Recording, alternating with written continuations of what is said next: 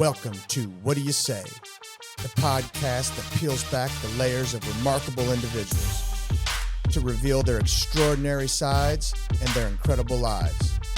I'm your host, Frank Termini, and I'm absolutely thrilled to embark on this journey with you. The podcast name's What Do You Say, but that's not how it's said. How do you say it? We say. What do you say? We say. What do you say? We say. What do you say? You got it. We say. Hey. Ladies and gentlemen, welcome back to What Do You Say? I'm your host, Frank Termini. If you like what we're doing, hit subscribe, turn on notifications so you can be updated on any new material that we put out. Today, I have Rob Elsey. Correct. Rob, thanks so much for being on. Thank you. This is going to be a wild ride as I'm reading your questionnaire. You know, it's funny, you know, when you look at somebody, how do I want to say it? When they're out of the dark side and you look at you and you're like, no way this dude did all this, right? So it's quite interesting. So born and raised in Kansas City. Yep. And I'd like to just kind of dive in if you don't mind. Man, for sure. Because it looks like you had some turbulence growing up. A little bit. Well, I'm just talking about the death of your parents. You were young. Pretty young. I didn't know that. So You thanks didn't for know that, No, I really? didn't know that. Yeah. I was, and I'll tell you, be honest, at the time, because you don't know what you don't know, right? And so that was my life, and that was my normal. I didn't think anything of it. I knew all my friends didn't lose their parents, but long story short is that my parents were a generation older than all my friends' parents. They were older when they had you. They were married. They both had been married previously to finding each other. My dad was a World War II vet. Well then, Yeah. he was a World War II vet. He was of the greatest generation. So right? he may be how long? He would be 103. I was going to if say, he lived. So how old was he when he died? He was only 60. Okay, so he's still young. Yeah, still super young. So they got married, a little bit later. We were a Catholic family, so I had a sister that passed away before I was born. She would be probably close to 70. My older brother is 8 years older than I am, so he's 66, 67. And so, I didn't, but as I got a little bit older and it's kind of growing up, and one of the things I remember most about my parents is that because they were of a different generation, they sent me to parochial school, and if they were going to pay the money to send me to parochial school, you weren't going to go dressed like a thug or a hoodlum. So, and this is back in the 70s, parochial schools didn't have uniforms. And so kids were wearing jeans, and T-shirts, and I showed up in pants, in a sweater and things, and it didn't fit in real easily, So I remember when I got old enough to start making my own decisions, changed a little bit. And then I think the biggest realization I had when my dad passed, unfortunately, I'm embarrassed to say this, but I might as well just be honest, is that, man, I can get away with a lot more now. How old were you when your dad passed? So I was 15. How did he pass? Cancer. So Cancer? By the time they discovered it, he was kind of eaten up. So they diagnosed him. He'd had a little bitty mini stroke, and my mom was a registered nurse, and she made him go to the doctor, and they ran some tests. And so that was like November would have been 81, and they diagnosed him with multiple types of cancer, and he passed away within 40 days. Oh, wow. After that. So yeah, That's once super he was fast. diagnosed, he just, took medical retirement and stayed at home, and by right after Christmas, he passed away before New Year's. So. And then how old was your mom when she... So they were 8 years. Eight's a weird number in our family. So they were 8 years apart. They died almost 8 years apart. My brother and Wow. I 8 years apart. My sister passed away at the age of 8. How'd she pass? Spinal meningitis, I think. Oh shit! Oh, wow. Which is a crazy thing. And you never got to know her then? Never knew her. Okay. My brother did, and so it was just different. So yeah, my mom, and I went pretty crazy, right? I was in high school, and How did your mom pass? lung disease. She was a heavy smoker. So your mother dies of lung disease. You're 22. Your dad dies of cancer when you're 14. 15, yeah. 15. Mm-hmm. You have a sister that you never got to meet. Wow. Yeah. That's a So lot of trauma. at 22 years old, And my best friend was killed in a car crash 3 months after high school. No kidding. And everybody, of course, when somebody passes away in high school, it's everybody's best friend, right? Yeah. But this was truly my best friend since elementary school. mean, his parents were my parents. I mean, his dad was good to me when my dad passed. We grew up together, and he was killed unfortunately in a drinking and driving accident. He was Was he drinking. drinking and driving? He was, yeah. And it was. I won't talk too much about it because it impacted so many people. But unfortunately, he had another car and killed the driver of that car. And they were also a pretty prominent family. And back then, Gladstone was small, right? Yeah. You knew everybody. So that was one of those things where everybody was going to both funerals. It was Yeah. pretty traumatic. But yeah, but so when you were 22 and your mom passed, Yeah. And I know you're 22, you're an adult, you can live on your own, do all your Sure. things. But who did you look to for support, or who was your people? So I was probably 19. I had just turned 19, about somewhere in there when my mom became ill and couldn't work anymore. She took medical retirement, and we moved in together. I was living with her in our family home. We sold the home. Her and I got an apartment, and we split the bills down the middle. So we were basically roommates, right? Wow. But I had to grow up because I had to support myself. Yeah. And so, I mean, car payment, rent, groceries, work. And I didn't Yeah. go to college, skipped college. I thought I was going to be a professional drag racer. I So, saw that. It's like, turns out that's a lot harder to do than you think. Having a fast car doesn't necessarily get you there. Fast car and a lot of money. Yeah, exactly. The money part's that I didn't Man. quite understand. So didn't do that. Went to work as a friend of mine from high school. His dad had a small manufacturing company, and I was washing cars at a Chevy dealership, and he offered me a job, and it paid like $1.50 more an hour. That was a lot of money. So I needed money. So anytime there was overtime, I worked the overtime. Yeah. Anytime they had a new piece of equipment, I volunteered because I knew it'd be more hours. So I'd work 60, 70, 80 hours a week like it was no big deal. And didn't have a whole lot of life. And you did that for how long? Ever. So high school sweetheart, on again, off again, on again, off again. Neither one of us was mature enough to be in a relationship. I think we both probably had issues that we were dealing with, you Yeah. know, and so we weren't, it got to be like we were this age and all of our friends were graduating college and getting married. So I'm like, well, I guess we should get married. So we did. And I can't, and, you look back, it's like, well, I wouldn't have the life I have today, and I wouldn't have these two beautiful children if it wasn't for that marriage. So it is what it is, and it ended after about 8 years. Okay, so you were married. I know a part of this. Yep. And you had a daughter. Yep, Caitlin. Okay. Yep, Caitlin is 31 now, so I think, Caitlin was born in 93. So I was married several years before we decided to have kids. And I worked for that manufacturing company for about 8 years. Till it finally just went out of business, and I had to go do something else. So let me ask you this, because I know Caitlin. So Caitlin struggles with substance abuse. She does, yeah. Substance Okay, use so disorder. let me ask you this: did you ever struggle? No. Did your wife ever? Well, not your current wife. My previous wife, yeah. So she had some mental health issues that I kind of drove her towards substance use. She drank fairly heavily, fairly regularly.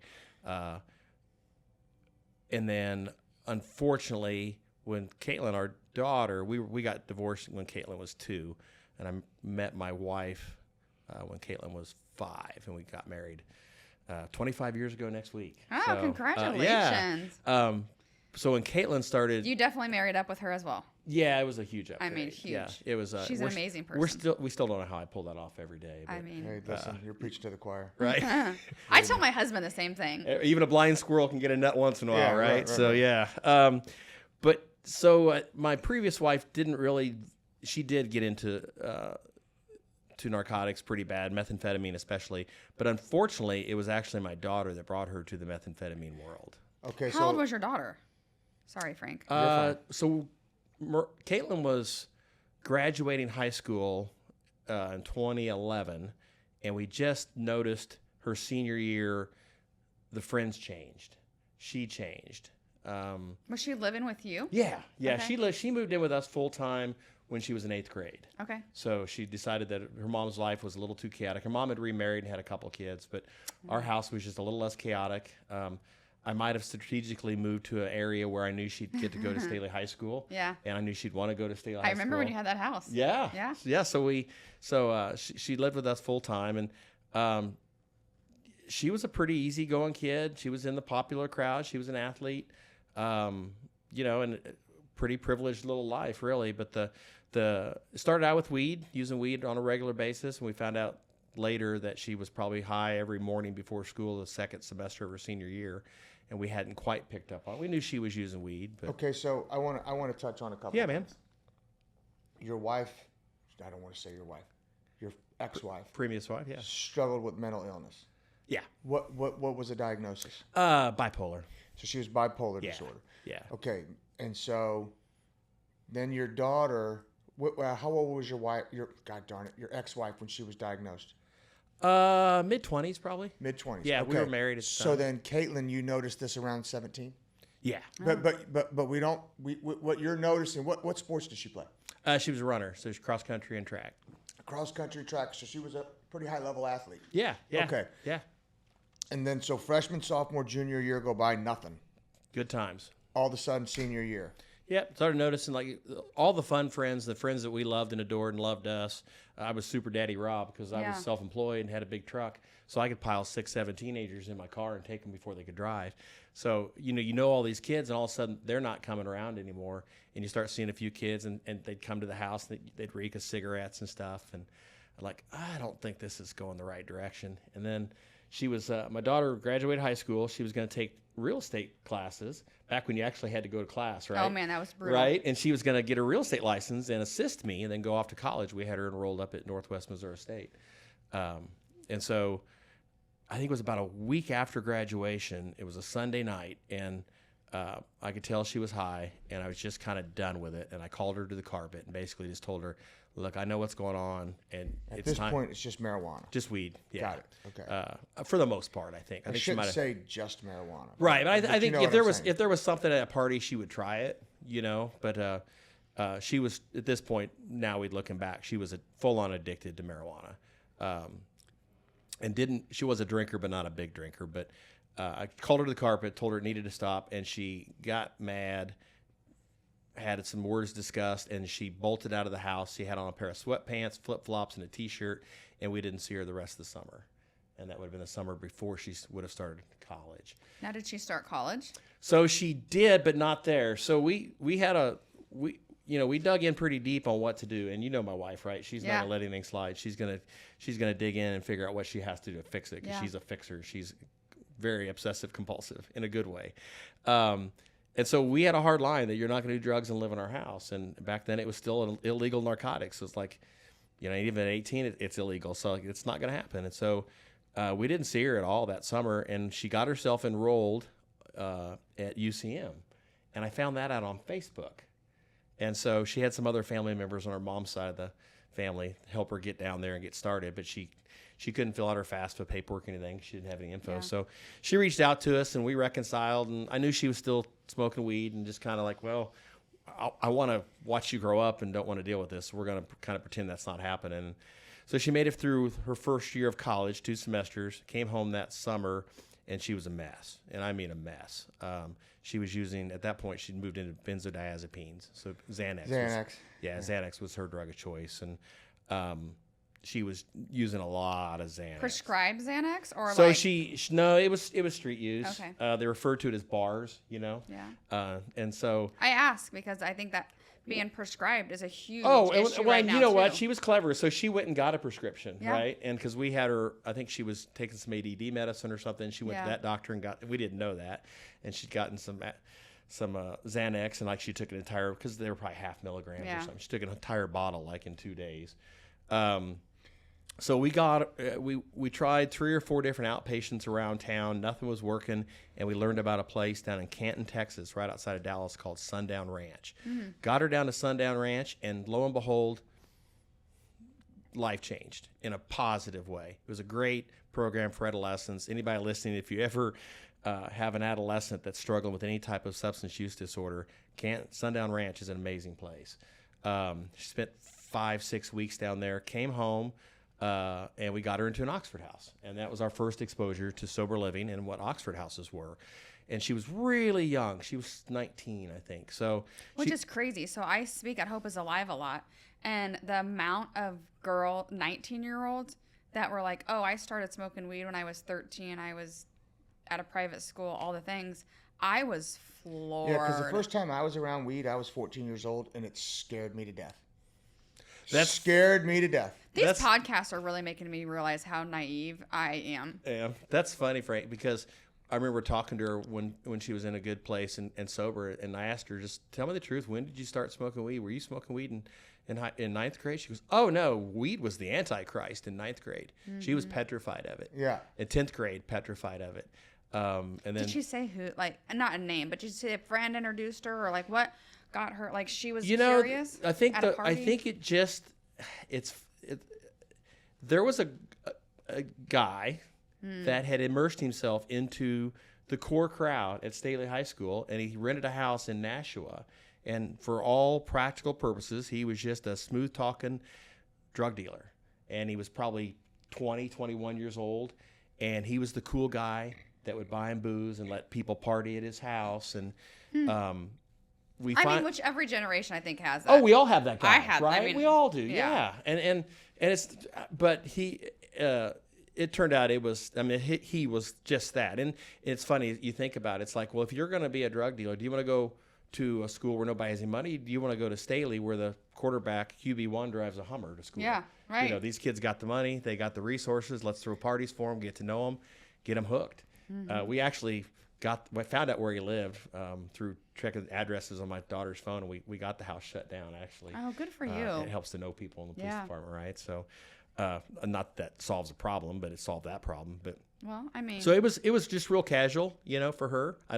In fact, I get the opportunity to speak quite a bit to people, and I'll tell this story because one of my main goals in life, and hopefully on this show, is to remove the stigma of addiction.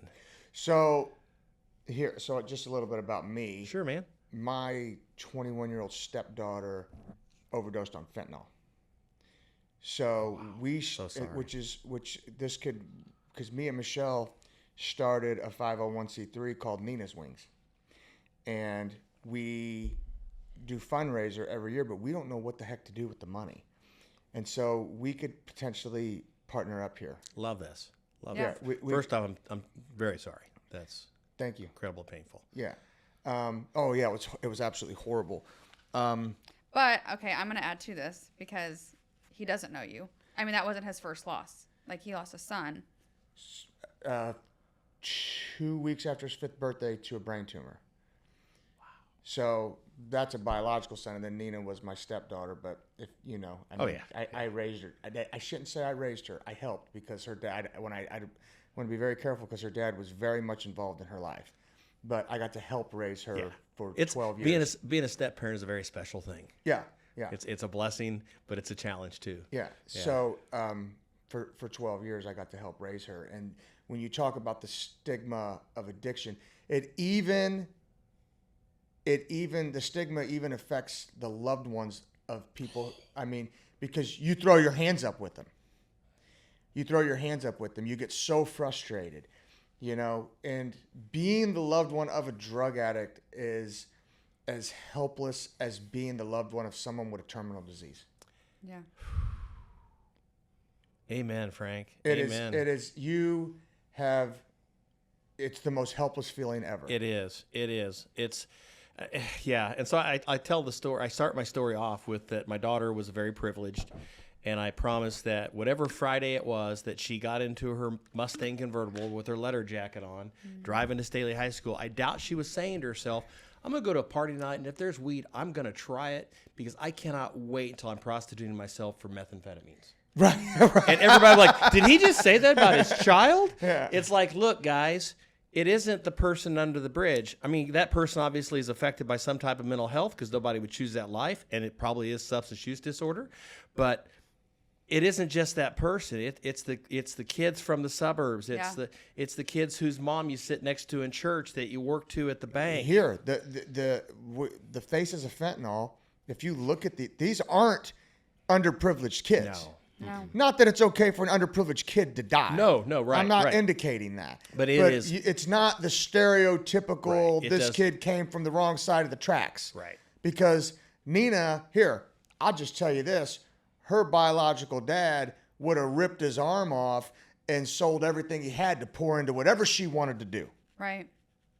Whatever. Right. And she knew that. She knew it. Oh, for sure. And she knew For that. sure. But And here, she still was another chose. one, 16 years old, had a Benz. Mm-hmm. Right? I mean, her dad got her a Benz, and it's just, he would have sold his house, sold everything. Here, you want to be a dancer? You want to play volleyball? You want whatever it was, whatever it would have been, he'd have done everything he had to do to give her every leg up that she could have had. And Yep. When the disease has you, it has you, and it's just that simple. and go ahead. I don't. No. But with Nina, it was nothing like. Nina was the easiest kid all through high school. Wanted to stay home. Wanted to just hang out. That didn't really go out. Wasn't antisocial. Had a lot of friends, but there was nothing for Nina on a Saturday night to be sitting there watching the old '80s movies with me. No. She would watch Fletch, Hollywood Nights, Animal House, Vacation, all those movies. So when did Nina's start? Nina got pancreatitis. Nina got pancreatitis and was in the hospital for probably a week. Oh. And they couldn't control her pain. That's my educated guess. And then Nina met a boy.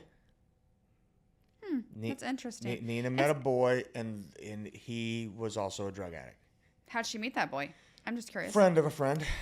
Yeah, friend of a friend. Because she has two great dads, right? And your daughter had a great dad. Because, a lot of times people are like, oh, she had daddy issues, or they had issues at home. We talk about this all the time. Yeah, I wouldn't say that. I would not say that. That was the case. No. And Yeah. Michelle was very close to Nina. Yeah. Very close to Nina. So, yeah, I mean, sometimes shit just happens, I guess. I really It's don't. happening a lot more. That's why I say that. So 'cause I think both of your guys' girls had people that were pouring into them. They weren't just well, like. I think it really best breaks of down luck. to it's a biological situation that alcoholism. I gotta be cautious here because I don't ever want to offend anybody in AA.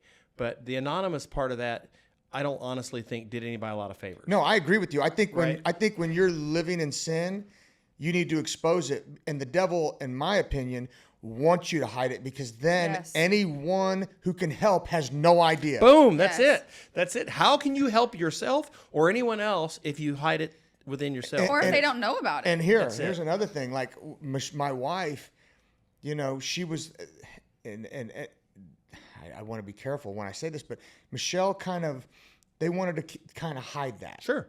They kind of when she was struggling, they kind of wanted to hide that, and clearly I'm the stepdad, so I'm just going to shut up and go with it. But I think at this point Michelle was like, I wish we would have reached out, looked for some people to help, Yeah. things like that. You know, it's probably one of the things I had going for me is I'm an open book. Yeah. You know me, I'm an open book, and I'll tell anything about me that anybody wants to listen to, and I've just kind of always been that way. So we were very open about it. We're still open about it today, and thank God we were, because we have our foundation that over 500 people have a sober place to live tonight because of what we do. So and one of the things that Michelle and I, so here's what happened. Gianna at the time was in cheer, and Gianna had a cheer competition in Florida, and Nina said, I'm going to go with you guys. Great. Go ahead. No, fine. So Michelle, Nina, and Gianna went to the cheer competition. So Michelle called me and said, Frank, Nina's sick. Call Dr. Perry, see if she can call something in. And so I'm trying to get a hold of our primary care doctor. Well, in the meantime, she called me back. She goes, don't worry about Dr. Perry. Nina came clean. She's taken oxycodone. She's taken 2 or 3 a day. And she's going through withdrawals right now. I'm like, Because she didn't have any with her. Didn't have any with her. And so now she's having withdrawals. So I'm like, shit. So I called my brother, who was addicted to Oxycontin. He went to jail, did 60 days in rehab. He's a captain on the Kansas City Fire Department now. He normally co-hosts these with me. But, Sorry, Andrew. yeah. So, but Jessica's thinking of starting her own podcast, so she's experimenting with me. yeah. So, where was I at? So Andrew's like, Frank, if she's packed to go out of town, She's packed to go to rehab. He goes, Oh. don't even let her come home. Amen. Yeah. So we were like, all right, let's get her in somewhere. Well, at the time, the boyfriend's in Valley Hope in Atchison. Oh. So that's out of the question. Valley Hope's out of the question. So there's 2 sister facilities. One's in California, one's in Boston. So we fly her from Orlando to Boston, Massachusetts. She does 3 weeks in Boston, Massachusetts. She comes out 10 days later, overdoses and dies. So How long of a time? Because like that sounds like it's super fast. How long of it was a time from when she got pancreatitis and started getting opioids to that 10-day? oh gosh, Like a year? every bit of Or- it, because when it really escalated, we found out was COVID Oh, okay. Oh. because she couldn't do anything. Right. Yeah. Right. Behaviors become a lot more under the microscope. But here's Yeah. the thing. It was nothing for Nina prior to ever using any drugs to sleep all day. She would wake up, and she may not have been out all night, but she may have slept all day long. And it was just no big deal. That's just, what she was doing. But here, Nina, get up by herself. You didn't have to wake her up. Get ready for school. When she started to be an esthetician, didn't have to wake her up. Went, responsible. You didn't have to, like Ross Joseph, you had to put your thumb on him. You know what I mean? Her, no. Did not have to do that with her. So we were like, okay, she wants to sleep. Let her sleep, right? And so when she started using, it's not like we saw this big, huge behavior shift. Right. So it was very, what's the word I'm looking for? What's the word that's kind of silently evil? There's a movie that they call it. There's a movie named after it. Oh my gosh, it's going to drive me crazy. I don't know. I can't think of it. But it was Under the Radar. And so she came home from rehab, and of course Michelle's like, come live with us, right? Well, she didn't want to. She didn't want to come live with us. Well, what are you going to do? Because she was how old? She's 21 years old. Yeah. Yeah. It's tough, man. It's tough. And honestly, it may be a blessing, because then she would have just overdosed in our house, and Yeah. So, and I say overdose, but really when you look at the death certificate, it says poisoning, because she didn't know she was taking fentanyl. Right. So there's 2 things there, right? One, and this happens a lot with the opioids, why it's so dangerous is because people go in, they get treatment, they get into recovery. When they relapse, they go back to the dosage they were using prior, and their bodies aren't used to it because the tolerance has now been gone from your system. Right. And so they're almost inevitable that first time is so potential for relapse. And then you Right. mix in, the myth of fentanyl, not myth, but I mean the fentanyl being in there, you don't Yeah. even know. That's why I asked if it was prescribed or if she was just getting it on the streets. Yeah. Not that It's this fentanyl thing that's a whole different podcast, because it's a Well, here, the Department of Homeland Security took Nina's case over after the toxicology report came back, and because she only had fentanyl in her system. Excuse me. So they said that's a Homeland Security issue, and he sat in our living room and said, all fentanyl comes from China, and China declared war on this country, didn't have to fire a weapon. yeah, it's going after our kids. That's exactly you what they destroy a said. kid, you destroy a family. And my question was, why would a dope dealer Want to kill somebody. want to kill their clientele? I've always wondered that. And I've wondered that. This is what he said. Junkies, when they find out a dealer's got some shit that people are ODing on, they flock to him Why? because they know it's strong. Oh. And my brother Andrew will tell you that he has to Narcan someone every single week on the fire department. It's true. And when you bring them back, they're pissed. Oh, Yeah. have you ever seen it? I They're pissed. haven't, but Frank's done it. They are pissed off Bad. because you ruined their high. They don't 100%. care that they almost died. No, I haven't witnessed it, but in fact, at one of the Oxford House chapter meetings, they hold him at a church, and they saw somebody kind of pillaging around the dumpsters, and they went out and talked to him, and they could tell he was using, and they offered to bring him in, give him some food, and he didn't want anything. They looked back out, and he was laying down on the ground, and they found him non-responsive. Well, this is, 100 people in recovery, so somebody had Narcan. They Narcaned him, called 911, and he came back before 911 got there, and he was a very violent individual. Yeah, you messed up my high, man. Yeah. It's like, no, dude, you were dead. Yeah. They don't care. So They don't care. Okay, so Caitlin was. Yeah, so we got her into the Oxford House, and she did pretty good. How old at this point? She was 19. Okay. So what made her transition? So she transitions from weed to benzos. Mm-hmm. Okay, and she goes to rehab for benzos, mm-hmm. and she comes out and how long was she in rehab for? I think she was there maybe 40 days. Okay. And then after treatment after that, IOP, was living in an Oxford House. She was in the Oxford House only a couple months, and she's like, Dad, I just want to be home with you guys. This is a lot for me. These girls are older. And I'm like, and I caved in, because I'm still pretty early in the whole parenting of a addict. You don't know till you know. Exactly. So my wife was pretty smart. She's like, I don't think it's a good idea, but I overruled, and she came home, and she lived with us until second semester started down at UCM, and she went down there for her second semester. Had a boyfriend. He was a good guy. I mean, he drank and smoked weed because he could. He wasn't an addict, right? And we put a lot of blame on that. I'm going to say something about that. Yeah. I think it's so important for people to know drugs are drugs. It's a different story. But I have had so many people reach out to me and say, well, I'm not an addict. I don't want to stop drinking, but I don't want to feel guilty if I go out and have a drink. And I'm like, well, to me, if you're not an addict and you don't have a problem, like my husband will have, we've talked about this, my husband will have a beer. Or, I've had 3 people this last week reach out to me and say, oh yeah, I'm 6 months sober, I'm a year sober, I'm 9 months sober, all the things, but they didn't have a problem. They just decided to change their lives. Right. So some people can just be like, hey, I want to change my life, and they don't have a problem. Well, and here, I'll be honest with you. I did every drug but heroin.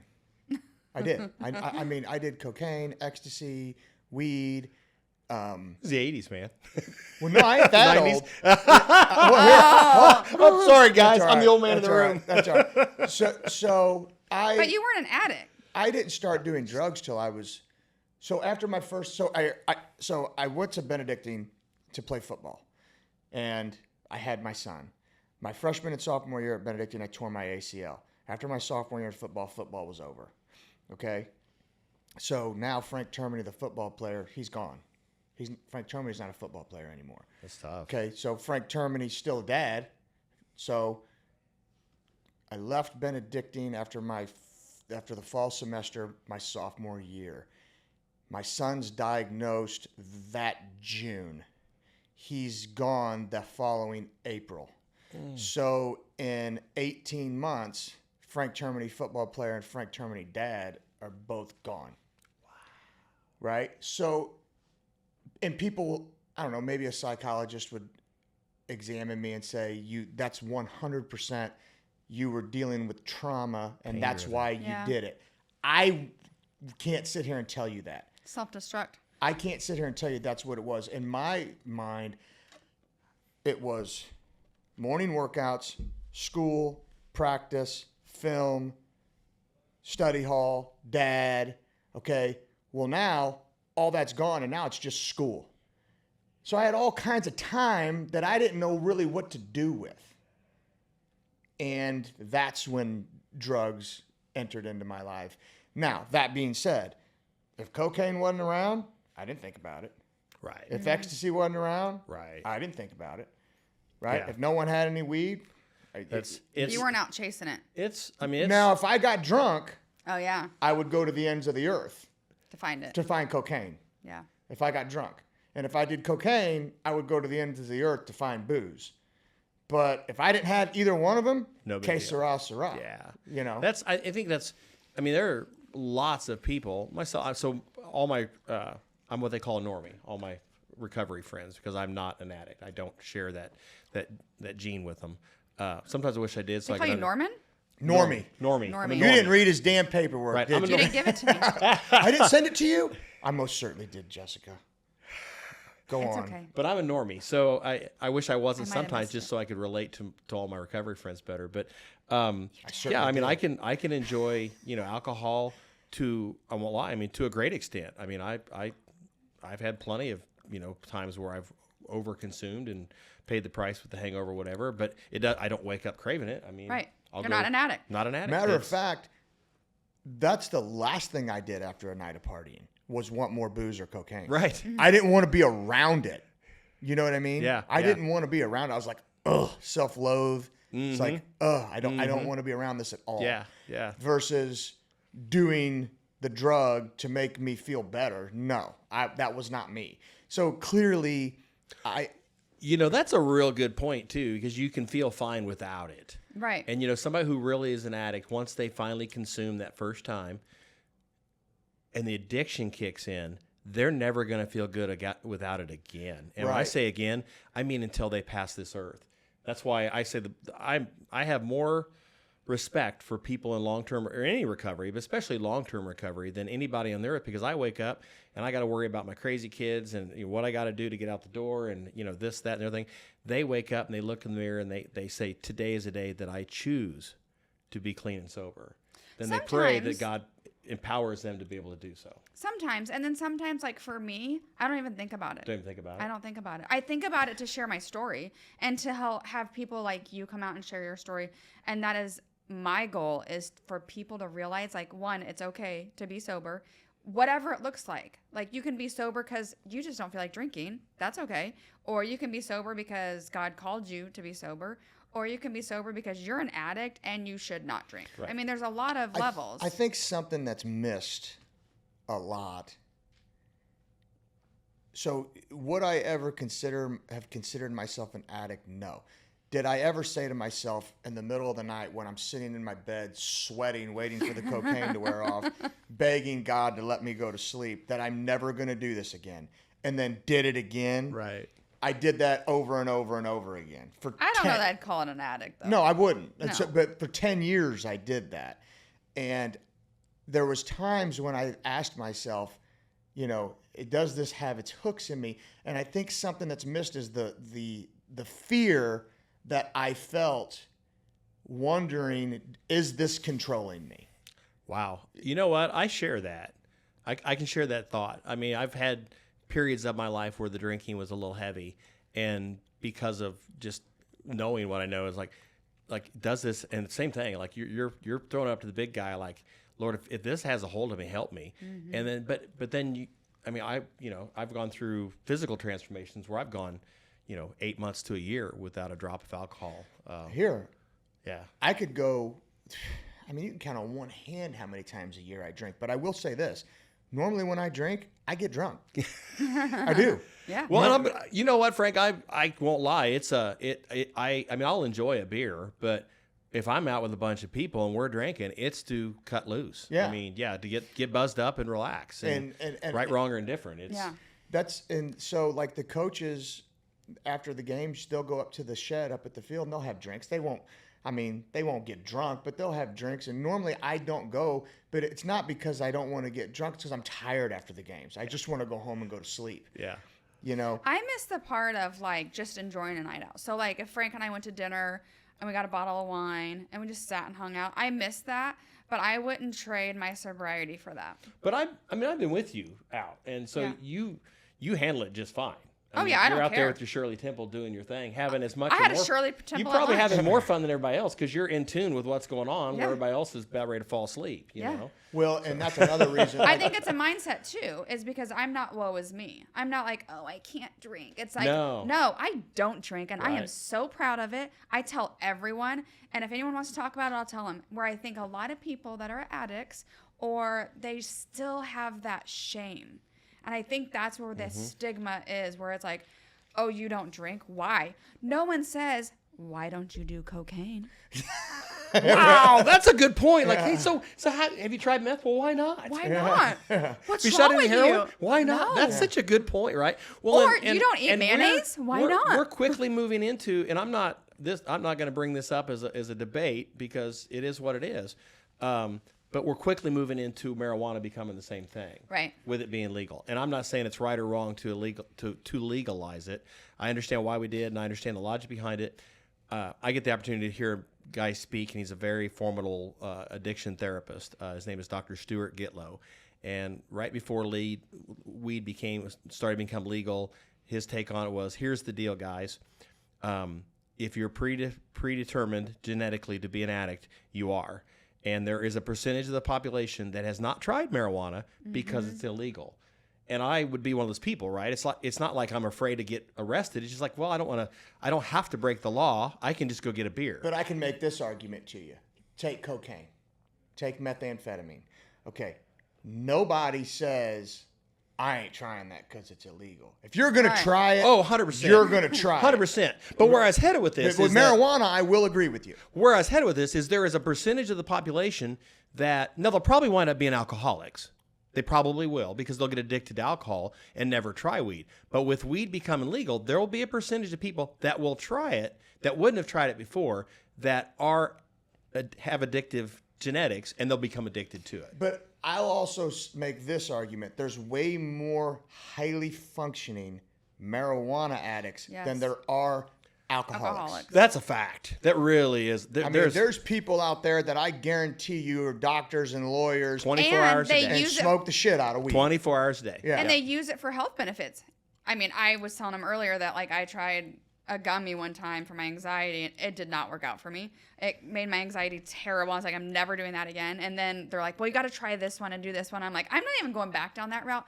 But my point is there's people that cancer patients, 100%. people that have fibromyalgia or health issues take it, and it's good for them. 100%. So I get why they taxed it, but I also believe 100% it's a starter drug, because then, kind of like your daughter, the high wasn't enough, so then she goes to methamphetamine. So continue there. And that's a fact. So so she went to methamphetamine. Yeah. So should we? So wait. Oh shit. So she goes from weed to benzos to rehab. Is sober for how long? She was probably only sober from. So she went in treatment in August of 2011. Came home, did the Oxford House thing for a bit, lived with us, and then went back to UCM for second semester. So that would have been January of so this would have been January of 12 or 13? 13. And she wasn't in UCM probably a week before, life took over and she was back on the weed and drinking. And so then she goes back to back weed on the drinking, benzos, and then she comes home from that semester a wreck. And I think she was home about 48 hours. And I remember it very specific. She's sitting in a chair in our hearth room at our old house, and she goes berserk. I'm trying to hold her down from leaving the house, because we know if she leaves, this isn't going to go good. And she did get away, and we didn't see her, I think, for about a year. And that's when... And where was she living? This is what... And then at some point in that year, she transitioned to methamphetamine. Yeah, so she would be living with other... she had an entire family from her mom's side of the family. And I don't fault them. They didn't realize what they were dealing with. Right. And so they enabled her a lot. Yeah. So she was able to have a place to live, and she was waitressing back and forth different places. And we got her... boy, it's been there was so many times back and forth, but she came back, or we got her back, and that's when I found out, are you using methamphetamine? It's like, yeah, I use meth. What made you think that? Her appearance, probably her weight. Lost a ton of weight. Just looked haggard. Sunk in. Just haggard, just. It's amazing what that demon will make you look like. Oh, it is, and so we. So I have a friend of mine, and I need to get him on this podcast. He's a physician, and he struggled with methamphetamine, and he went to rehab, and he's been clean for probably 10 years now. But I saw a picture of him right before he went into rehab, and if you look at him then and then you look at him now, you're like, you could see the demon in his face. You can see, I mean, anyone who says that there is not a spiritual component to addiction, you're crazy. No, you're And what's right. crazy is it's anything. So if you look at my days, and I'm January, I'll be 12 years sober, right? But if you look back into now, people will be like, gosh, you look really good. I'm like, yeah. I haven't had alcohol poisoning in my body in 12 years. Yeah. So just that dryness, all the things that, when you're pouring it into your body 6 days a week. Oh, that yeah. it's so anything, but meth is really bad. Meth is my like God. Yeah. Yeah, so it's like the ones that you pick at your face, right? yeah, body parts and Yeah. stuff. So Yeah. methamphetamine, unfortunately, and here's why I'm a huge proponent of. I mean, my goal, I'll have to live to be 100 to get this done, but I vision me being on 60 Minutes someday talking about how I wiped out methamphetamine addiction in the U.S. That's a big statement. I get that, and I have to function at a lot higher level to get to where I can do that. But nor do I know how. But it's such That's pretty big. It is pretty big, right? No, I said God's pretty big. Oh, God is pretty big. Don't Yes, put- he is. Don't put them in a box. Yeah, for sure. Yeah. But it's so what we experienced with. So fast forward several times in and out. Got involved in Oxford houses. Got her clean. Got her down to Sundown Ranch for the last time. So wait. So she gets hooked on meth, and then you get her back down to Texas again. Yeah, and got her clean and sober that time. Let's see, that would have been. Oh, that was going good. That was summer of 14, I think. She came back from Sundown, and she was the most amazing human being. If I get emotional here, I apologize, but that was one of the best summers of my life. She was in a good place. We got her into an Oxford house. So she, It's funny you're saying this. The day we found Nina, me and my wife were sitting on the porch that morning. We found her probably 1:32 in the afternoon. So this was about 7:30, 8 o'clock in the morning. She's outside drinking coffee, and I'm like, thank God. I'm like, she's doing so good. She put on weight. I'm like, she looks great. And unbeknownst to us, she's already gone. I'm so sorry. You know, and I understand that right there. That where feeling, you're like, yeah. You know, this clearly this false sense of security, you let your guard down. But I remember sitting out there for about a half hour just raving about how her personality changed. She was coming over the house again, interacting with the kids, the little ones. She looked amazing. She looked amazing. And you, I've never seen a picture of her that hasn't been bad. Oh, so that was bad. You mean? That was bad. Right. Yeah. Okay, sorry. I haven't seen a picture of her like where I'm like, oh yeah, she looks like a drug addict. So every time I see her picture, I'm like, here it was hindsight for Michelle and I. We were like, we looked at a picture. you know what? Same here, Frank. We would go through photos and we were like, how the fuck did we not see this? Yeah. You know, Same I here. remember It's like- one Easter, we were out doing an Easter egg hunt, and Nina had sunglasses on, and we got a picture of her, and we looked at this picture, and we were like, how did we not see this? because your parents. Because your parents, yeah. You know, it's like, how did we not see this? And I think that's why people need to share their story and share this, because other people, it opens your eyes. You know, it helps open your eyes and just say, Not that at the end of the might not day, changed. Here, when we went to therapy, Michelle and I, the therapist was like, because we were like, we didn't see this. How the hell did we not see this? And she goes, okay, let's walk through it. Let's say you've seen it. What are you gonna do? right. What Send them happens to then? Sundowners and then Yeah. Yeah, but you're right, but Well, still. that's so. you still don't know. That's what I'm saying. Right. Yeah. One of the statements I stand behind, and it's the reason we have in the name of grace and what we do is if someone is in the throes of their addiction and they don't want help, then you need not bother to try, because you will kill yourself So trying. here, it was really funny. I have another friend of mine. You see how plagued by addiction, but I have another friend of mine that was a heroin addict, and this was probably one of the toughest guys I knew. And I've never seen this guy scared of anything. And he was sitting in my driveway one day, and I said, why don't you just suck it up for 2 weeks, deal with the withdrawals, and I said, you could stay here. And he looked at me, no way. You could see the fear in his face of the withdrawal. And I've never seen this guy scared of anything. I mean, you could put him in front of a mixed martial artist that he knows is a UFC champ, and he's not going to be. He couldn't know he's going to get his ass kicked, and he's still not not afraid. scared. But he was scared. I saw fear in his face. Yeah. Did he get sober? He went to jail. So yeah, Yeah. but yeah, he went to jail for 4 years for heroin.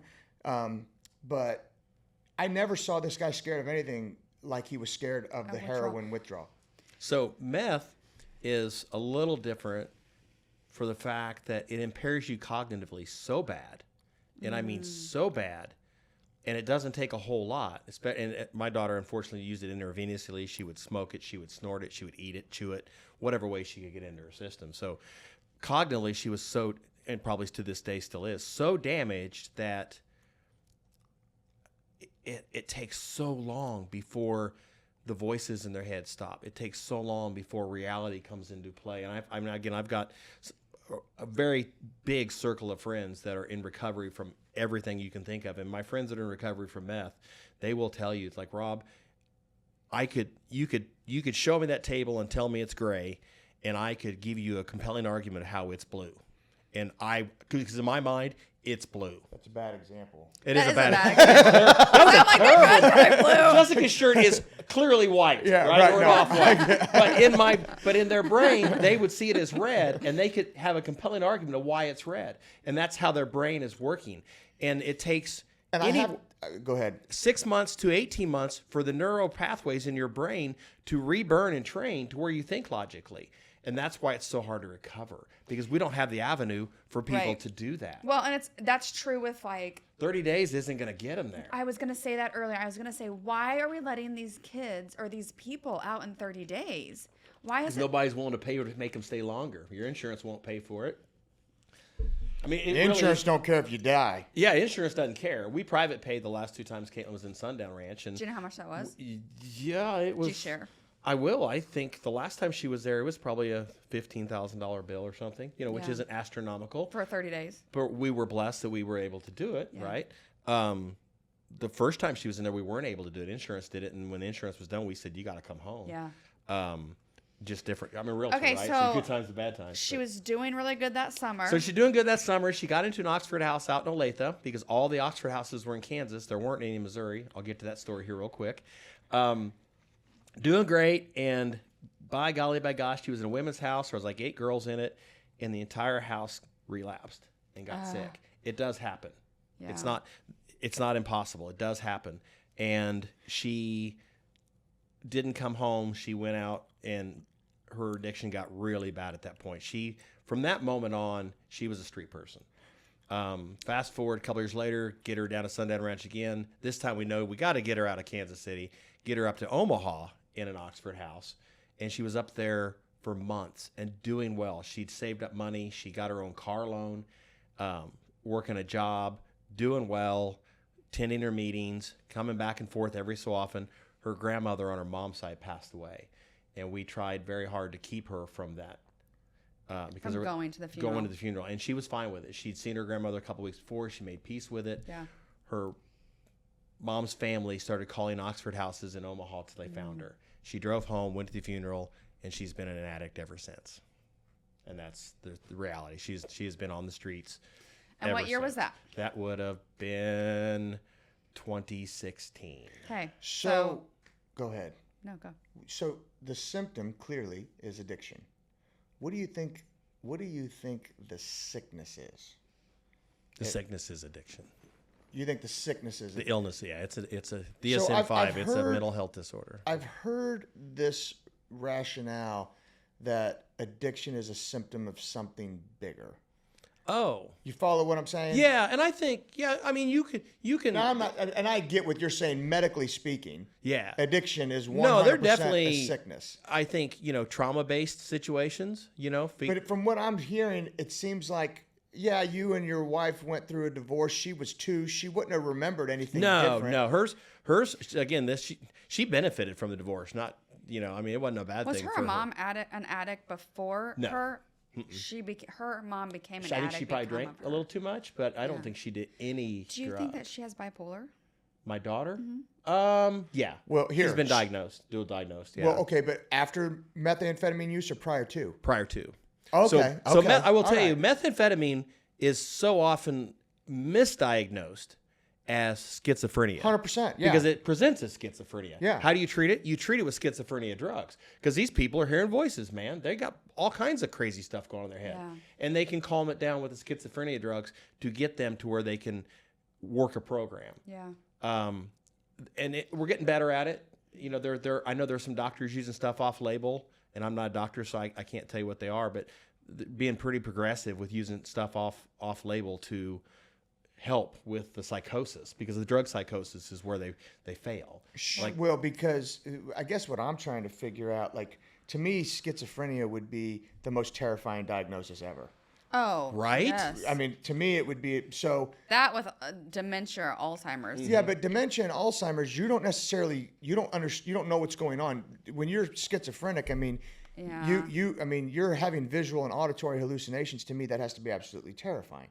So, I mean, and then here, let's also say this, because there's countless documented cases of possession, and possession is always initially misdiagnosed as schizophrenia. Always. Every single time. Crazy. Every single time. Any documented case that I have ever read. Matter of fact, the guy who did the actual Exorcist, which was done in St. Louis, that's a true story Yeah, it about is a a true little story. boy. Yeah. That was What? it was Yeah, it is, yes. yeah. It was a Jesuit. I've never watched it because it scares me. It's terrifying. It is terrifying. But it's I won't watch it. Especially when your faith is strong. Yeah. It's terrifying. Yeah, if you're a skeptic, it's nothing, right? Wow. But me being a Christian, Yeah, if you're raised with a deep Christian faith, especially Catholicism, it petrifies you. but the priest that did that exorcist was a Jesuit priest from St. Louis University that actually spoke at Rockhurst University. Oh, wow. Yeah, so it's always misdiagnosed. Yeah. And here, the story of the little girl from Germany that was possessed, they diagnosed her as paranoid schizophrenic, gave her medication, and the priest told her to get off the medication. The little girl died, and they tried the priest with her death. Wow. Yeah. Wow. Yeah. Now he got convicted too. Yeah. But they convicted him of time served, but it's clearly they have the entire thing. You can YouTube it. I'll have to look it up. You can YouTube Annalise Michel. That was her name. And you can hear this because he taped it. And there was a neurologist that he brought with him. So why did he tell her to get off her meds? The neurologist did. The neurologist, he wouldn't. So the priest would not name the neurologist. He refused to do it. He wanted to protect him. So that's why he got. But the neurologist said, this girl is not schizophrenic. She has not got epilepsy. She has no combination of the two. He said this is 100% not schizophrenia or epileptic, because she would convulse and do everything that an epileptic would do. And then, but his argument was, I'm gonna go home and lay some hands on my daughter now. his argument was that people who are crazy don't know they're crazy. And this girl, when the demon didn't have her in her grasp, was 100% aware of it. Wow. And That's freaky. yeah. Oh, the story is absolutely terrifying. I'll have to look it up. It really is. The movie is so scary. I was probably in my late 20s. I was living with Tommy Cascone, and we would not go home unless the other one was there. Oh, you guys are babies. I mean, that's how freaky the movie. That's how messed up I was when I got done watching it. Fun fact: Tommy Cascone grew up the street from me, and we'd play basketball together. And So you lived in North Haven I Gardens? did. Oh, okay. Mhm. All So right. you had to drive past my house to go up to the Okay. top of his hill, All right. and then Joey Palmatieri lived behind him. Yeah, yeah. So I grew up with all those guys. But when I was a kid, Joey used to get me in so much trouble. But yeah, we ran around with all those boys growing up, so they were always good to me. But I grew up on the poor side over in Meadowbrook. So. Hey, we still came over. We rode our bikes to your pool. Yeah, Remember the Meadowbrook pool? I do remember that. And now it's like a garden. Yeah, that was a cool That's pool. a different Meadowbrook. I grew up on that's Meadowbrook North. Estates. Or yeah, I grew up Meadowbrook Meadowbrook North. Estates, which was not the Estates. We could still go to the pool. Anyways, okay, so Yeah. back to you. Daughter. So we got her up there in Omaha, and when I've been in real estate forever, not quite as we're licensed about the same time. I think. 99. Oh gosh, you got me by 2 years, yeah. But I've been in real estate forever, been But a real you're estate older. investor forever. I'm a lot older. And so I'm in this house in Omaha, and it was very obvious. It was a raised ranch with a rear entry garage, and you could a corner lot. And so the front of the house was where the rear entry garage used to be, and there is no front door on the street. And it was very obvious somebody took this house, gutted it, and built it back to be an Oxford house. So my investor brain is going, it's like, we need these things in Kansas City. I don't know why there aren't any. How do I own one? Who owns them? Does Oxford own them? Do people own them? What do I got to do? And there was nobody to talk to. And so fast forward, I get invited to this thing called the FORA Gala, which FORA, Friends of Recovery, is the organization in Kansas that runs the Oxford houses. They're funded through the state of Kansas, but they work interim with Oxford House, and they run them. And so they invited us, and I said, well, and now I have a contact, the name of the lady that runs FORA. Scheduled a meeting with her, my wife and I, and this is where a story really gets fun, so I'll kind of focus on this. My wife and I sit down on Friday afternoon with her, like 1 o'clock in the afternoon, have a meeting, and said, we want some Oxford houses. What do we need? And she said, well, they don't have any outreach. So I don't know what that means. She said, well, there's no employees of Oxford to help keep the houses running. So before they need houses, they need outreach workers. Well, how do they need outreach workers? Well, somebody has to pay them. Like, oh, okay. Well, we'll figure that out. And so we're driving home. My wife and I met there. So we're driving home separately, and we get home, and I call her on the phone. We're talking the whole way home, and I'm so excited. And we're sitting in our living room, our old house, and it's Friday afternoon. And I just remember looking over at her, and tears are starting to come down her face. And she said, we don't have time to take this on. And I said, we don't have time not to. Yeah. And I literally said, if we don't do this, who will? And she's like, all right, let's do it. So we enlisted 3 friends of ours, another couple, and then a young gentleman to be our co-founders. And so Doug and Nancy, Doug Ballou, Nancy Whitworth, a couple, and then another friend of ours, Michael Fox. And we just started figuring out what we're going to do. We started meeting and talking, and so we went to the gala, and I literally, at the end of the gala, I asked the chair lady, and I said, hey, where are those guys from Oxford? Because she told me there'd be a couple of guys from Oxford Incorporated there. And she goes, oh, they just left. And so I literally chased them down in the parking lot. Literally ran them down in the parking lot. Said, guys, hey, my name's Rob Elsey. We're going to start a foundation. We want to raise money and get you guys back in Kansas City and get things going. What do we do? And he gave us his card, and he said, well, call me. We'll talk about it. And he'll tell you. His name's Jackson Longan. He's now the communications director for Oxford House. And he said he never expected to hear from me again. He said, everybody wants to help until it comes time to help. And we called him, and he came with his fiance, and they held a meeting, and we got probably 50 people in this room, and they gave this presentation of what Oxford was. And then we went around the room and asked who wants to get in on this. And we had a lot of people jump in and help. And our very first benefactors, Doug and Micah and Diana of HitchFit, did a little fundraiser, and they gave us like $2,500, and that helped us file for our 501c3 and get all that started. And we started just meeting with Oxford House on a regular basis. We formed a board. We were having board meetings, and Oxford's like, we need an outreach worker before we can do anything. And they came into Kansas City, 4 people from Oxford, and we toured some houses on the Missouri side, and they were rough. They were in bad neighborhoods. We got to one house. There was a guy locked out, sitting there smoking a cigarette on the front porch. Said, hey, do you stay here? He said, yeah, I live here. It's like, it's an Oxford house, right? And he said, yeah, I think so. Well, who do you pay? He goes, I give it to some guy. He goes, why aren't you in the house? He goes, I don't have a key. It's like, you pay to live here and they don't give you a key? No, I've only been here a few weeks. That's not how Oxford runs. So it was obvious there was a lot of problems. So we just kept doing little fundraisers and stuff, and I think we've been at it, and so it was summer of 17, and I thought, what if could we hire a part-time outreach worker?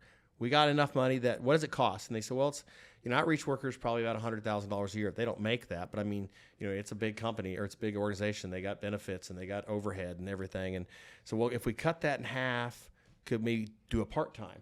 And so, bless his heart, they hired this guy named Lance Whitney. And he's a good dude. He's an angel on earth. And Lance was out in Topeka working for Ray Dack, and he wanted back to Kansas City, but he would not come back to Kansas City until he had 5 years clean and sober. And he hit that, and he knew Dan, the regional director. In fact, Dan then was in charge of Oklahoma and now taking Missouri. And they hired him, and he worked 70, 80 hours a week for half-time pay, didn't have any benefits. We covered his rent in an Oxford house. It's called Equal Expenses Shared. I shouldn't say rent. We covered his EES, and then he had some mileage that we covered and stuff like that, but he wasn't making enough to live. And he was working. And so they closed 4. We had 9 Oxford houses in Kansas City, Missouri. He closed 4, moved 1, and started building the chapter. Started getting good people in, picking out young people that had talent, had a positive attitude, that had aggressiveness towards sobriety, wanted to make a difference, and started building up these chapter officers. And from there, it took off. We're at... Let me ask you this. Yeah, man. Do you feel it's difficult to get people to donate to this? I am glad you asked that question. And because, like, for me personally, in my experience, even with some of my very closest friends, there's people who are reluctant. Yeah, and that's the stigma.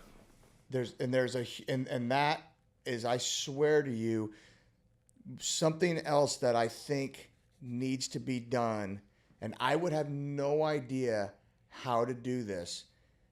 People need to be educated on the biochemistry, the physiological components of addiction, and what's really going. Because if you've never struggled with it, there is no way you can understand it. Because people say that you did it to yourself. It's not true. It's a bad choice. Yeah, Bad decision. made better choice. Bad decision, right? I mean, so Right, an alcoholic made a bad decision to have a drink. Well, so do however many billions of Americans. Okay, hold on a second. I'm going to stop you right there.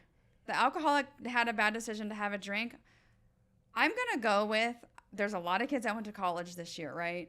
Yeah. What do they do the first 2 weeks? Well, that's what I'm saying. It wasn't a bad decision. No, it was a completely okay moral decision that they simply genetically can't handle. Right. But if you mix it with narcotics, well, they made a bad choice. They smoked marijuana. They shouldn't have done that. It's like where I tell that story is, I promise you, the other 7, 8, 9 kids that used to be my daughter's friends that I knew dearly and I know dearly today, they're all married. They all have educations and children because they're in their 30s now. They smoked weed with her. Yeah. They weren't genetically disposed. Here. It's just that simple. Here, me. I mean, Perfect I've example, done everything. Frank. Yeah. But I've the done problem everything. is you go to college. This is where I'm trying to say is where people want to donate to the colleges, right? Oh, let's donate to Mizzou. Let's donate to K-State. Let's donate to all these big colleges because yay, look at us. But what do the kids do the first 2 weeks of college? Get hammered. Get hammered. Go to parties. Go to frat houses. Go to all this stuff. They're not 21 years old. And no one's saying, oh, wait a second. So in my opinion, it needs to start with them saying, you're not 21. You're in college, yes. You're not drinking. Here, I do not know what the answer is, but I do know,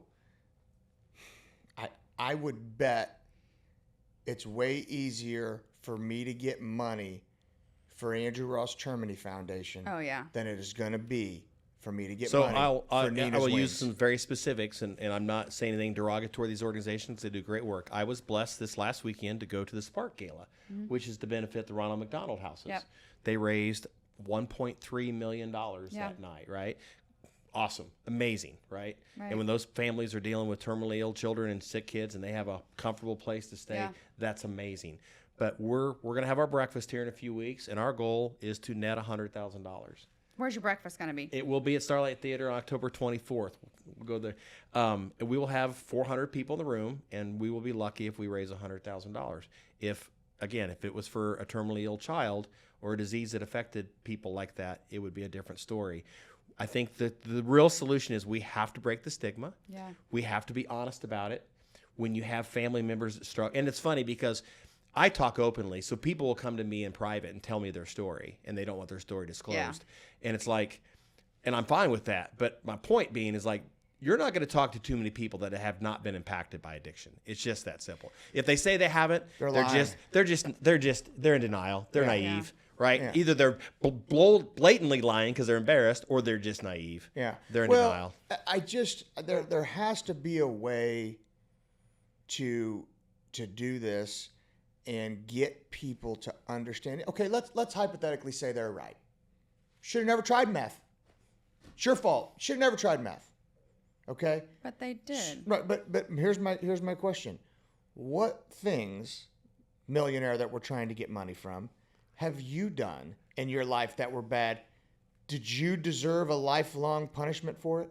Right. Oh my gosh. You know what I'm saying? Whatever it was. So here, let's say here, premarital sex. It's not morally right. It's not morally right. Fighting. It's not morally right. Did you deserve to get killed If you got in your first fight ever, Right. did you deserve to get your life taken from you? Get an altercation over a parking spot and wind up getting killed. Yeah, I mean, did you deserve? Does someone deserve that? Right. You know, or whatever, or you know, how many times millionaire that we're trying to get money from did you get behind the wheel of a car when you were a little bit drunk? Did you deserve to kill someone? That you continue to get behind the wheel of a car. Yeah. Or here's a good one. How many times have you texted and drove? Right.